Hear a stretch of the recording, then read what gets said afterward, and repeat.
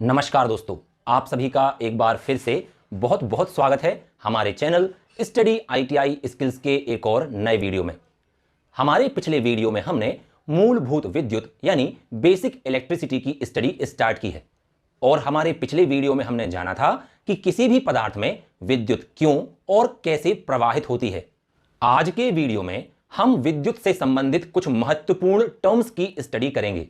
तो चलिए शुरू करते हैं। पहला टर्म है विद्युत धारा यानी इलेक्ट्रिक करंट। किसी भी पदार्थ में इलेक्ट्रॉन्स का प्रवाह विद्युत धारा कहलाता है।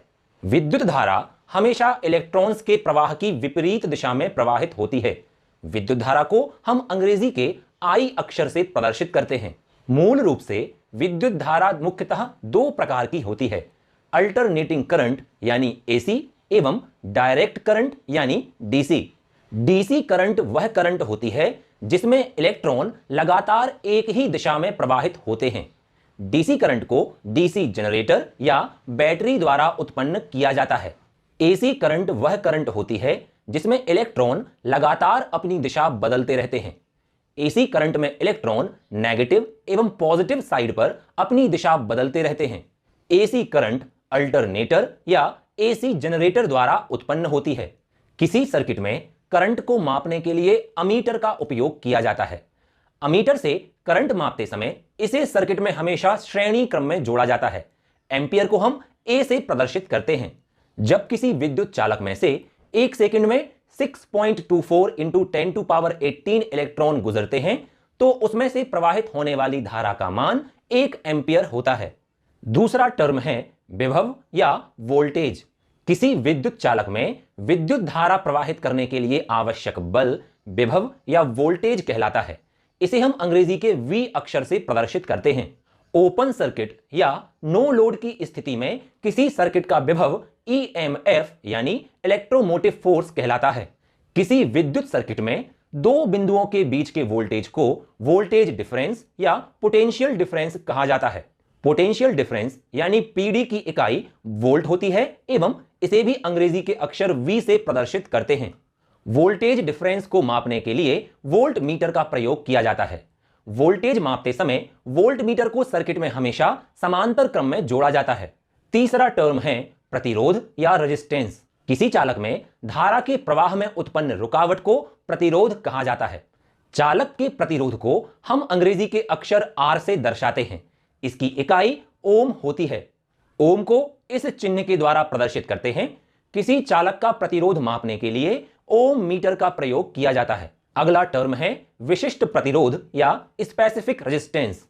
किसी इकाई आयतन यानी कि इकाई लंबाई एवं इकाई क्रॉस सेक्शन वाले चालक का प्रतिरोध विशिष्ट प्रतिरोध कहलाता है। विशिष्ट प्रतिरोध को हम रोह चिन्ह के द्वारा दर्शाते हैं। इसकी इकाई ओम प्रति घन सेंटीमीटर होती है।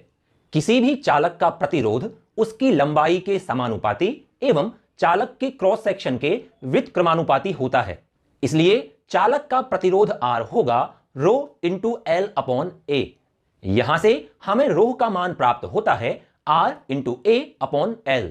चूंकि R यानी प्रतिरोध की इकाई ओम, क्षेत्रफल यानी A की इकाई मीटर स्क्वायर एवं लंबाई यानी L की इकाई मीटर होती है, इसलिए रोह की इकाई ओम मीटर भी होगी। अगला टर्म है विद्युत शक्ति यानी इलेक्ट्रिक पावर। विद्युत शक्ति को सामान्यतः वॉट, किलोवाट या हॉर्स पावर में मापा जाता है। कार्य करने की दर को शक्ति कहा जाता है। यदि किसी बल द्वारा T समय में W कार्य किया जाता है तो उसकी शक्ति होगी W अपॉन T। कार्य की इकाई जूल होती है एवं समय की इकाई सेकंड होती है, इसलिए शक्ति की इकाई होगी जूल प्रति सेकंड। इसे ही वॉट कहा जाता है जिसे हम W से प्रदर्शित करते हैं। यदि विद्युत शक्ति की बात की जाए तो किसी सर्किट की वोल्टेज एवं उसमें प्रवाहित होने वाली धारा का गुणनफल विद्युत शक्ति कहलाता है। इसलिए विद्युत शक्ति P का मान होगा V इंटू I। ओम के नियम के अनुसार V is equal to IR होता है। इसलिए विद्युत शक्ति को हम I² एवं V² अपॉन R से भी प्रदर्शित कर सकते हैं। 1000 वॉट का मतलब होता है 1 किलोवाट, जो कि शक्ति की बड़ी इकाई है। विद्युत शक्ति को हम हॉर्स पावर से भी दर्शाते हैं। ब्रिटिश पद्धति में 1 हॉर्स पावर में 746 वॉट होते हैं एवं मीट्रिक पद्धति में 1 हॉर्स पावर में 735.5 वॉट होते हैं। अगला टर्म है ऊर्जा या एनर्जी। कार्य करने की क्षमता ऊर्जा कहलाती है। विद्युत ऊर्जा को हम शक्ति इनटू समय से दर्शाते हैं। इसकी इकाई किलोवाट आवर होती है। जैसा कि हमने चर्चा की कि करंट को मापने के लिए अमीटर, वोल्टेज को मापने के लिए वोल्टमीटर एवं प्रतिरोध को मापने के लिए ओम मीटर का प्रयोग किया जाता है। वर्तमान में इनके स्थान पर मल्टीमीटर का प्रयोग किया जा रहा है, जिसके द्वारा करंट, वोल्टेज एवं रेजिस्टेंस तीनों को ही मापा जा सकता है। अगला टर्म है कैपेसिटर। किसी विद्युत चालक की दो समांतर प्लेटों को किसी इंसुलेटिंग मटेरियल के द्वारा पृथक करके कैपेसिटर का निर्माण किया जाता है। कैपेसिटर में इलेक्ट्रोस्टैटिक फील्ड के रूप में इलेक्ट्रिक चार्ज को संग्रहित करने का कार्य किया जाता है। कैपेसिटर के द्वारा इलेक्ट्रिक चार्ज को स्टोर करने की क्षमता कैपेसिटेंस कहलाती है। कैपेसिटर को हम C से दर्शाते हैं। कैपेसिटेंस की इकाई फैरड होती है, जिसे हम F से दर्शाते हैं। तो यह कुछ महत्वपूर्ण जानकारी थी बेसिक इलेक्ट्रिसिटी में प्रयोग होने वाले कुछ टर्म्स के बारे में। अगले वीडियो में हम बेसिक इलेक्ट्रिसिटी से संबंधित कुछ और टॉपिक्स की स्टडी करेंगे। तो मिलते हैं अगले वीडियो में। जय हिंद।